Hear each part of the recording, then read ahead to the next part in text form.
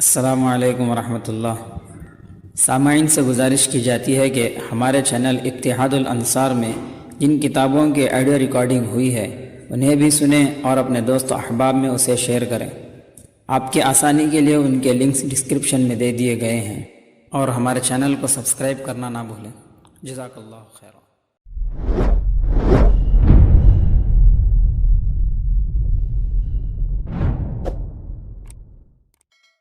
بسم اللہ الرحمن الرحیم۔ سب سے پہلے سامعین سے میں یہ بات کہنا چاہتا ہوں کہ دجال کی 3 جلدیں مکمل ہو چکی۔ اب جب کہ دجال کا تعلق فتنوں سے ہے تو فتنوں کا خاتمہ بھی ضروری ہے، تو دجال سے منسلک بہت سارے فتنے آئیں گے، اور دجال بھی ویسے ایک بہت بڑا فتنہ ہے، بلکہ فتنہ اکبر ہے۔ تو اس کے خاتمے کے لیے اللہ تبارک و تعالیٰ نے سیدنا حضرت عیسیٰ علیہ السلام کا انتظام فرمایا۔ تو چونکہ یہ امت محمدیہ ہے، تو امت محمدیہ کی شریعت کے نفاذ کے لیے اللہ تبارک و تعالیٰ نے ظہور مہدی کا انتظام فرمایا ہے۔ تو پچھلے ویڈیوز میں دجال اور دجال سے منسلک جتنے بھی چیزیں ہیں، یعنی اس کی طاقت اور اس کے ساتھ دینے والے، اور وہ آنے سے پہلے کیا ہوگا اور اس کے آنے کے بعد کیا کیا ہوگا، وہ ساری باتیں تفصیل سے آ چکی۔ اب آنے والی ویڈیوز میں امام مہدی کا تفصیل سے ذکر ہوگا کہ ان کے آنے سے پہلے کیا کیا ہوگا، اور ان کے آنے کے بعد کتنے فتوحات ہوں گی، اور دنیا کے اندر اسلام کیسے پھیلے گا انشاءاللہ تعالی۔ اللہ تعالیٰ سے دعا فرمائیں کہ اللہ تعالیٰ ہم تمام کو ان کا ساتھ دینا نصیب فرمائے، اللہم آمین۔ بسم اللہ الرحمن الرحیم۔ تجدید دین۔ کائنات کی تخلیق کا اصل مقصد عبادت الہی ہے۔ یہی وہ عظیم نصب العین ہے جس کی انجام دہی کے لیے انسان کو اپنا نائب و خلیفہ بنا کر خداوند قدوس نے بنی آدم میں نبوت اور رسالت کا سلسلہ جاری فرمایا، تاکہ وہ اپنی حقیقت و مقاصد سے بہروور ہو کر رضا الہی کی جستجو کریں، اور زندگی کی کسی منزل پر بھی کبھی گمراہی کا شکار نہ ہوں۔ چنانچہ تاریخ بتاتی ہے کہ ہر قوم اور ہر خطے میں یہ چشمہ ابلا، اور جب اس بلند مقصد کو فراموش کر کے لوگوں نے کفر و شرک کی طرف تیزی سے قدم بڑھائے تو فوراً رحمت الہی جوش میں آئی، اور انہی کی بزم سے ایک نبی اٹھا کر جس نے بقدروں میں پوری قوت سے توحید کا آوازہ لگا کر سوئے ہوئے معاشرے میں ایک ہلچل پیدا کر دی۔ نبوت اور رسالت کا یہ سلسلہ ہزاروں سال جاری رہا، اور دنیا کے تقریباً تمام ہی خطوں میں نور سماوی کو بکھیر کر اس نے ہدایت کی بے شمار قندیلیں روشن کی، یہاں تک کہ دنیا نے جب شعور و بلوغ کی منزل میں قدم رکھا، فاصلے سمٹے، دوریاں قربت میں تبدیل ہوئیں، آمد و رفت کے وسائل نے مشرق و مغرب کو ملا دیا، قوموں میں باہم تعلقات اور روابط پیدا ہوئے، اور کل ملا کر دنیا ایک خاندان کی حیثیت اختیار کرنے لگی، تو حکمت الہی کا تقاضا تھا کہ اب عالمگیر آخری نبی مبعوث ہو، جو اگلی پچھلی تمام ہی قوموں سے بیک وقت خطاب کر کے انہیں ایک مرکز پر جمع ہونے کی دعوت دیں، اور اس کی شریعت اتنی مکمل و جامع، فطرت انسانی سے ہم آہنگ اور ایسی دائمی اور ابدی ہو کہ قیامت تک پھر دنیا کو کسی نبی و شریعت کی ضرورت ہی نہ پڑے۔ حضور صلی اللہ علیہ وسلم اسی اہم ضرورت کو پورا کرنے کے لیے دنیا میں مبعوث ہوئے۔ چنانچہ انبیاء کی سیرت و تعلیمات کا جو ریکارڈ قرآن و حدیث، تاریخی کتابوں اور قدیم صحیفوں میں موجود ہے، اس میں حضرت آدم سے لے کر سیدنا ابن مریم علیہ السلام تک ہمیں یہ قدر سب میں مشترک نظر آئی کہ ہر نبی بندگان خدا کو آسمانی پیغام پہنچانے کے ساتھ ساتھ اپنے حدود کی وضاحت، مخاطبین کی تعیین اور سلسلہ نبوت کے مزید جاری رہنے کی خوشخبری سنا کر آئندہ آنے والے نبی کی راہ بھی صاف و ہموار کرتا رہا۔ یہی وجہ ہے کہ فرشتے صفت پیغمبروں کی اس لمبی قطار میں نہ تو خداوند قدوس نے کسی کے متعلق یہ تصریح کی کہ وہ نبوت کی آخری کڑی ہے، اور نہ ہی کسی نبی نے خود اپنے خاتم النبیین ہونے کا اعلان کیا، بلکہ وہ سب اپنے آپ کو ما قبل نبی کی بشارتوں کا مصداق و نتیجہ اور مابعد کی تمہید و مقدمہ قرار دیتے رہے۔ رسول اللہ صلی اللہ علیہ وسلم تک تمام انبیاء کی یہی روایت رہی کہ کسی نے ختم نبوت کا ذکر تک نہ کیا، لیکن جب نبی آخر الزماں ایک مکمل و دائمی شریعت لے کر دنیا میں مبعوث ہوئے تو یکایک اس روایت میں تبدیلی آئی اور آپ نے نہ صرف کسی آنے والے کی خبر نہیں دی بلکہ دو ٹوک انداز میں صاف اعلان فرما دیا کہ میں قصر نبوت کی آخری اینٹ ہوں، میں ہی نبی آخر الزماں ہوں، میں نے دین کی تکمیل کر دی، مجھ پر نبوت اور رسالت ختم ہو چکی، انبیاء اور رسول کی جماعت کا میں سب سے آخری فرد ہوں، میرے بعد اب قیامت تک کوئی دوسرا نبی نہیں آ سکتا۔ یہ تمام باتیں صحاح ستہ میں موجود ہیں۔ ان صریح ارشادات و ہدایات کی بنیاد پر ختم نبوت اسلام کا بنیادی عقیدہ ٹھہرا، اور صحابہ، تابعین، مفسرین و محدثین، فقہاء و متکلمین اور قرن اول سے آج تک اسلام کے آغوش میں پلنے والے تمام علم و عمل کے پہاڑ حضور صلی اللہ علیہ وسلم کو خاتم النبیین ہی سمجھتے رہے، اور اس طویل عرصے میں کسی بھی صحیح الدماغ مسلمان کو اس پر شک کرنے کا خیال تک نہ آیا۔ چنانچہ یہ ہمارا وہ پہلا امتیاز اور قیمتی سرمایہ ہے جس کی حفاظت کے لیے سلف و خلف اپنی رگ رگ کا لہو نچوڑ گئے ہیں۔ نبوت کے اجراء کا مقصد دنیا کے ہر قوم و خطے کو آسمانی پیغام پہنچانا تھا۔ حضور کے عالمگیر بعثت پر اس مقصد کی تکمیل ہو چکی، اور شریعت محمدی کی شکل میں نوع انسانی کو انسانی فطرت سے آشنا، زمان و مکان سے ہم آہنگ ایسا عظیم دستور دے دیا گیا جو قیامت تک دنیا کی رہنمائی کرتا رہے گا۔ اس لیے کسی نبی کی اب قطعاً کوئی ضرورت ہی نہیں رہ جاتی۔ تکمیل نبوت اور دوام شریعت پر ایمان لاتے ہی حساس ذہن میں ایک سوال کھڑا ہوتا ہے، وہ یہ کہ انسان بہرحال تغیر پسند ہے، چنانچہ تاریخ کے ہر دور میں تشدد و غلو، توہم پرستی، جہالت و غفلت، بدعت و خرافات اور افراط و تفرید کا شکار ہو کر وہ راہ راست سے اس حد تک بھٹکتا رہا ہے کہ انبیائی تعلیمات اور آسمانی شریعت نے بھی اگر گمراہی کے جانب اس کے بڑھتے ہوئے قدموں کو روکنا چاہا تو اس نے نہ صرف اس کی ایک نہ سنی بلکہ نفسانی جوش میں اس خدائی دستاویز کو بھی توڑ مروڑ کر تحریف و تعویل کا پلندہ بنا ڈالا، جس سے ایک طرف وہ آزاد و بے مہار ہوا اور دوسری جانب آئندہ نسلوں کے لیے شریعت کی دریافت و پیروی پورا ایک مسئلہ بن گئی۔ ختم نبوت سے پہلے تو انبیاء دین و شریعت کی تجدید کر کے بروقت اس بحران کا تدارک کر دیتے، اور حق کے متلاشی پروانوں کا قافلہ اندھیروں سے مڑ کر پھر کعبے کی سمت چل پڑتا، لیکن خاتم النبیین کی وفات کے بعد اگر پھر ایسی ہی صورتحال پیدا ہو اور امم سابقہ کی طرح دنیا شریعت محمدی کے ساتھ بھی تحریف کی حرکت پر کر بیٹھے تو نبی کی عدم موجودگی میں حق کے ظہور کی صورت کیا ہوگی؟ باری تعالیٰ اسی سوال کا جواب دیتے ہوئے فرما دیتے ہیں کہ اِنَّا نَحْنُ نَزَّلْنَا الذِّكْرَ وَإِنَّا لَهُ لَحَافِظُونَ، یہ دین ہم نے نازل کیا ہے اور ہم ہی اس کی حفاظت کریں گے۔ تکمیل دین کے بعد حفاظت شریعت کی ذمہ داری لینا پہلی امتوں کی بنسبت بارگاہ ایزدی میں ہمارا دوسرا بڑا امتیاز ہے، جس نے تحریف و تعویل کے تمام تاریخی اندیشوں کو سر اٹھاتے ہی دبا دیا، اور اس سلسلے میں اب کسی خطرناک امکان کی گنجائش ہی نہیں چھوڑی۔ چنانچہ حفاظت الہی کا مطلب یہ نہیں کہ دین محمدی صرف تحریر و کتاب میں محفوظ رہے گا، بلکہ اس ضمانت میں عملی تحفظ بھی شامل ہے، یعنی عقائد و اعمال، معاملات و عبادات اور اسلام کے ہر رکن کی ایسی حفاظت کی جائے گی کہ گردش زمانہ کی تیز و تند آندھیوں کے باوجود ہر دور میں ایک بڑا گروہ امت میں ایسا موجود رہے گا جو شریعت پر عمل پیرا اور دین متین کا مجسم پیکر ہوگا۔ لا تزال طائفة من امتی ظاہرین علی الحق لا یضرهم من خذلهم حتی یأتی امر اللہ، میری امت میں اگر گروہ ہمیشہ حق پر ڈٹا رہے گا اور اس کی مخالفت کرنے والے اسے قیامت تک کوئی گزند نہیں پہنچا سکیں گے۔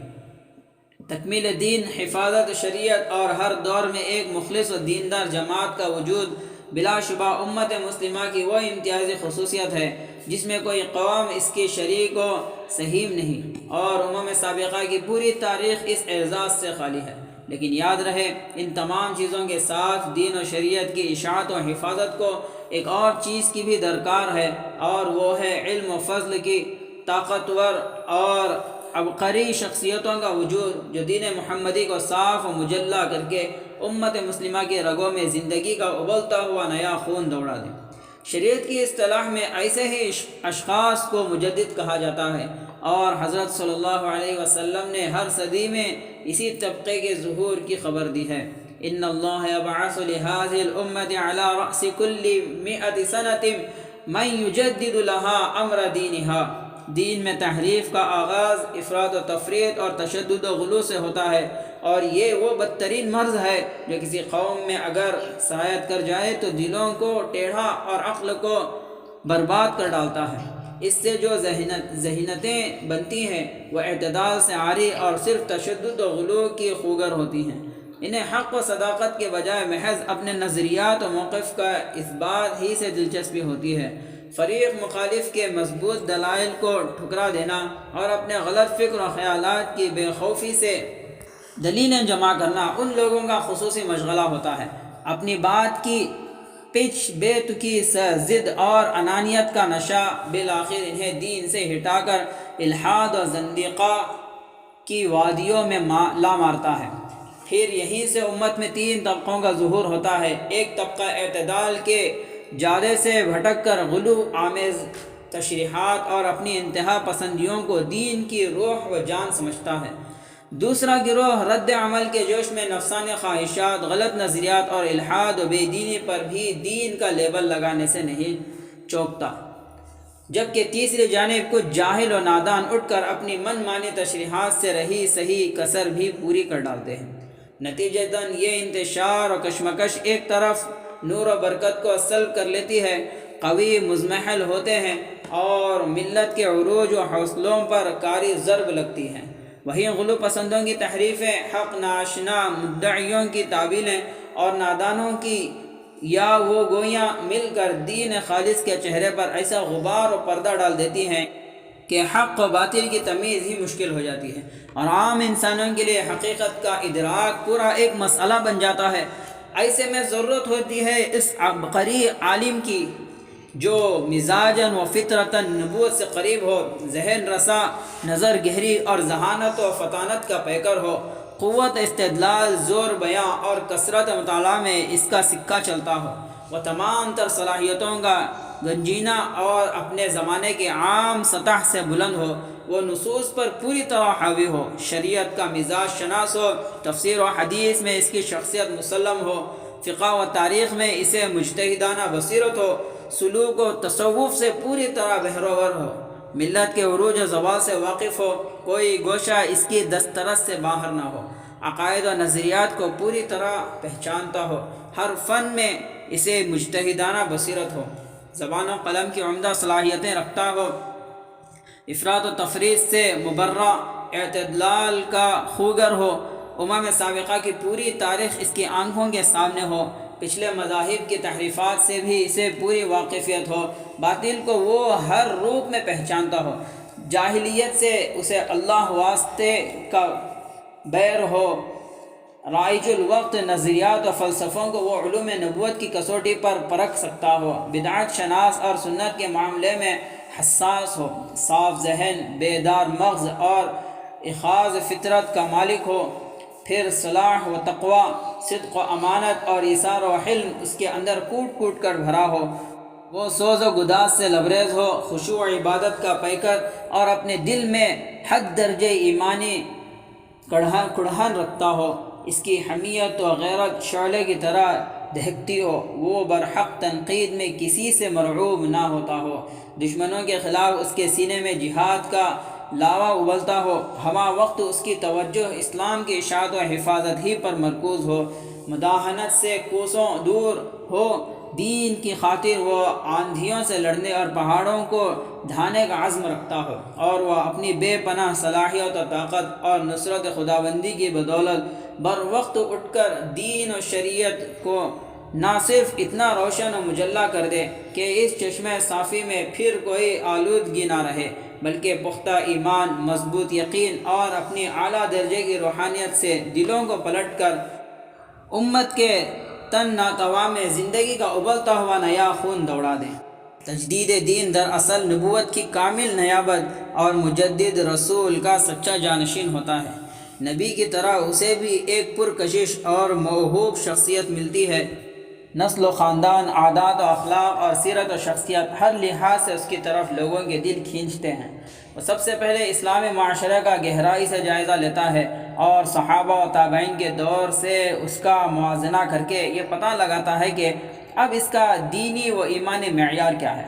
اور اسلام اس وقت کس پوزیشن میں ہے۔ اس مرحلے سے نمٹ کر پھر وہ امت کی بیماریوں کی جستجو کرتا ہے کہ معاشرے کے اصل روگ کیا ہیں اور اسلامی قلعے میں پانی کہاں سے رس رہا ہے۔ اپنی فراست ایمانی سے بالآخر وہ الامراض تک پہنچ جاتا ہے اور مرض کی تشخیص ہوتے ہی اس کے ازالے کے لیے پورا ایک لائحہ عمل مرتب کرتا ہے جس میں ہر بگاڑ کی دوا درج ہوتی ہے اور ہر فساد کی اصلاح کا طریقہ طے کیا جاتا ہے۔ اسی کے مطابق پھر تمام تر اسلحوں سے لیس ہو کر وہ عملی میدان میں نکل پڑتا ہے، عقائد کی اصلاح کرتا ہے، عبادات میں روح بھرتا ہے، بدعات کو مٹاتا ہے، سنت کی اشاعت کرتا ہے، غالیوں کی تحریفات کا پردہ چاک کرتا ہے، حق ناآشناؤں کی تعویلوں کو رد کرتا ہے، جاہلوں کی یاوگوئیوں کے پخپے اڑاتا ہے، اخلاق کا تزکیہ کرتا ہے، نور و برکت بکھیرتا ہے، اندر باہر کے کسی دشمن کو معاف نہیں کرتا، دین کی خاطر سب پر بے لاگ تنقید کرتا ہے، کسی سے مرعوب نہیں ہوتا اور ایڑی چوٹی کا زور لگا کر جہاں در اندازی کے ایک ایک سوراخ کو بند کر ڈالتا ہے۔ وہیں شریعت کی عظمت و اطاعت کو دلوں میں اتار کر باطل پر ایسی ضرب لگاتا ہے کہ حق کا پرچم بلند ہوتا ہے اور بدعت و جاہلیت کی تمام عمارت بالآخر زمین پر آ ٹکتی ہے۔ مجدد اپنے زمانے کا سب سے متبحر عالم، حقیقتاً نائب رسول اور امت مسلمہ کا امام و پیشوا ہوتا ہے۔ ملأ اعلیٰ سے لوگوں کو اس کی اطاعت کا الہام کیا جاتا ہے اور دین کا درد رکھنے والے پروانوں کی طرح اس کے گرد جمع ہونے لگتے ہیں۔ نبی کی طرح اس کو بھی مخالفوں کا سامنا کرنا پڑتا ہے اور دین کی خاطر معاصرین کے ہاتھوں بڑی بڑی تکلیفیں اٹھانی پڑتی ہیں، لیکن صبر و استقامت، اخلاص و یقین اور غیبی نصرت کی بدولت بادل چھٹتے ہیں اور بالآخر دنیا میں سکہ اسی کا چلتا ہے۔ حکیم الامت حضرت مولانا اشرف علی تھانوی رحمۃ اللہ علیہ کے مرید خاص جناب مولانا عبدالباری ندوی تجدید دین اور ختم نبوت کے اس باہمی ربط پر روشنی ڈالتے ہوئے لکھتے ہیں، دین کی تکمیل و تحفظ کے بعد نبوت کا ختم ہو جانا بالکل قدرتی امر تھا، جب دین کا ہر جہت سے اور ہمیشہ کے لیے اکمال اور اتمام فرما دیا گیا اور قیامت تک حفاظت کی ضمانت بھی فرمائی گئی، تو ظاہر ہے کہ اب کسی نئی وحی و نبوت کی کیا ضرورت رہی۔ البتہ ایک ضرورت رہ جاتی ہے، امتداد زمانہ سے بشری فطرت، نفس و نفسانیات اور اتباع ہوا وغیرہ خارجی عوامل کی بدولت کامل و محفوظ دین کے احکام و تعلیمات کے فہم و تفہیم اور اجرا و عمل میں طرح طرح کے خلل و فساد کا لاحق ہوتے رہنا ناگزیر تھا۔ کوئی چہرہ بجائے خود حسن و جمال کے، خواہ سارے صفات کمال سے متصف ہو، مگر خارجی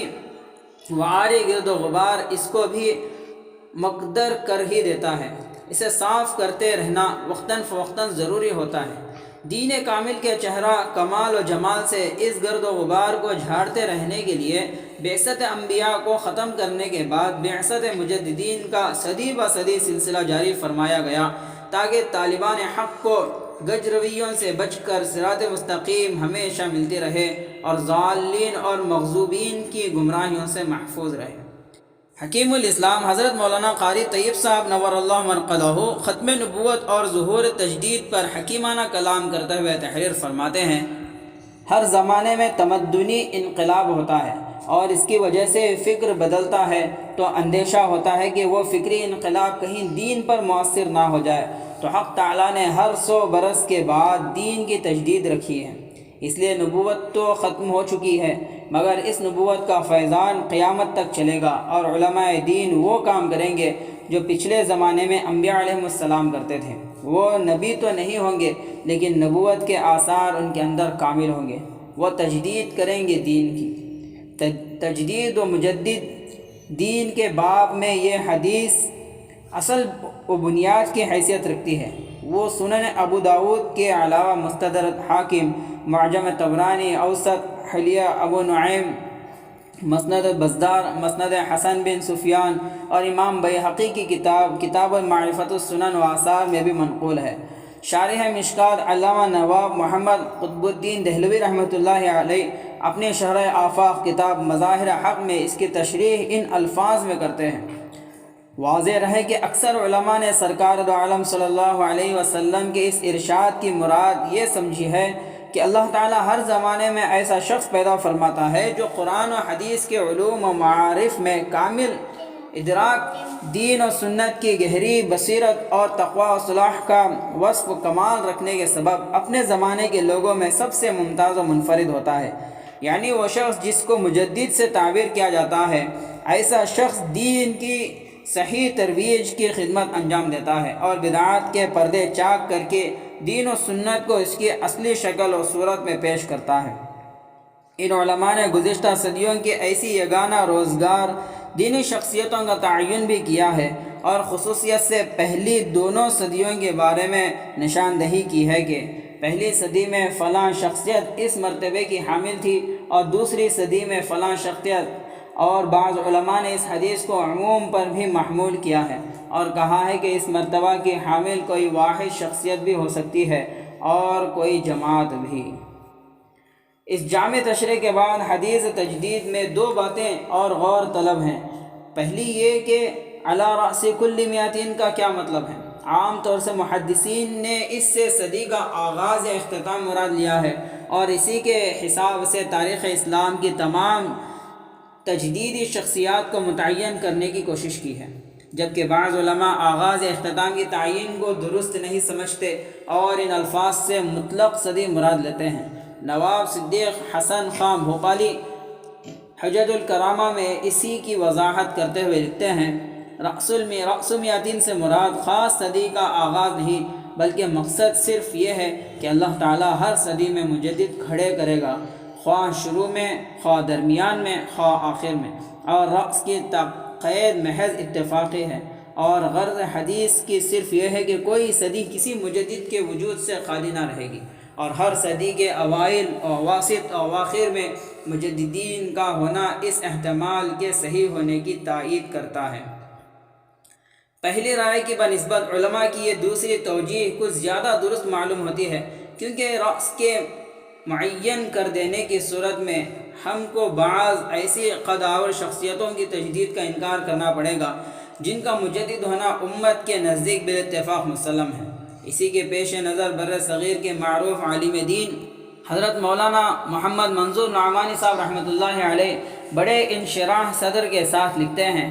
جن حضرات نے اس حدیث کے لفظ رأس کی وجہ سے کسی کے مجدد ہونے کے لیے بطور شرط یہ ضروری قرار دیا کہ اس کا تجدیدی کام صدی کے سرے یعنی صدی کے شروع میں یا آخر میں جاری ہونا چاہیے، اور صدی سے انہوں نے یہی معروف ہجری صدی مراد لی ہے۔ اللہ تعالیٰ ان پر رحم فرمائے، ان سے یقیناً لغزش ہوئی ہے۔ سنہ ہجری کا یہ نظام تو حضرت عمر رضی اللہ تعالیٰ عنہ کے عہد خلافت سے قائم ہوا ہے۔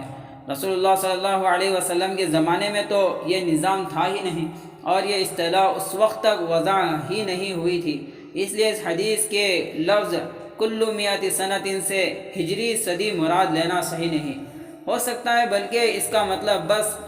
کل قرن ہوگا اور پھر رأس کی قید کو اتفاقی ہی ماننا پڑے گا، اور اس بنا پر حدیث کا مطلب بس یہ ہوگا کہ اللہ تعالیٰ ہر قرن اور ہر دور میں اس امت مسلمہ میں ایسے بندے پیدا کرتا رہے گا جو اس امت کے لیے دین کی تجدید کرتے رہیں گے، یعنی ماحول اور زمانے کی آلائشوں اور آمیزشوں سے اس کو صاف کرتے اور نکھارتے رہیں گے اور اس کی رگوں میں تازہ خون دوڑاتے رہیں گے۔ زیر بحث مسئلے میں یہ تحریر اپنے اندر ایک فیصلہ کن طاقت رکھتی ہے اور اس کے بعد کسی تفصیل کی ضرورت نہیں رہتی، لیکن مولانا علیہ رحمہ کو اپنے موقف کی صحت کا اتنا یقین ہے کہ وہ اسی پر اکتفا نہیں کرتے اور مزید زور دے کر کہتے ہیں، اس بات کو اچھی طرح سمجھ لینا چاہیے کہ حدیث کے لفظ کل میات سنت سے صدی کا کوئی متعین نظام مراد ہو ہی نہیں سکتا۔ سن ہجری کی اصطلاح کو اس وقت وضع ہی نہیں ہوتی، اس کے علاوہ ولادت نبوت یا بعثت نبوی یا وفات نبوی کے حساب سے صدی کا نظام متعین کرنے کا بھی کوئی قرینہ حدیث میں نہیں ہے، اس لیے اس کے سوا کوئی اور چارہ نہیں کہ حدیث کے لفظ کا مطلب بس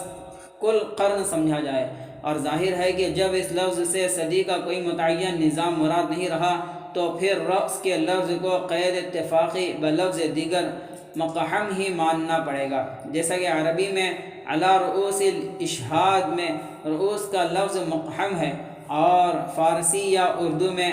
بر سر ممبر اور بر سر مجلس میں سر کا کوئی لفظ مقحم ہوتا ہے۔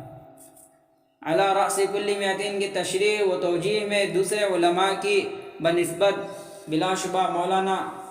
علیہ الرحمہ کے دلائل بڑے معقول اور اتنے وزنی ہیں کہ نہ صرف ان سے مسئلہ تجدید کی ساری گرہیں کھل جاتی ہیں اور کوئی اشکال باقی نہیں رہتا، بلکہ تاریخ دعوت و عزیمت پر نظر رکھتے ہوئے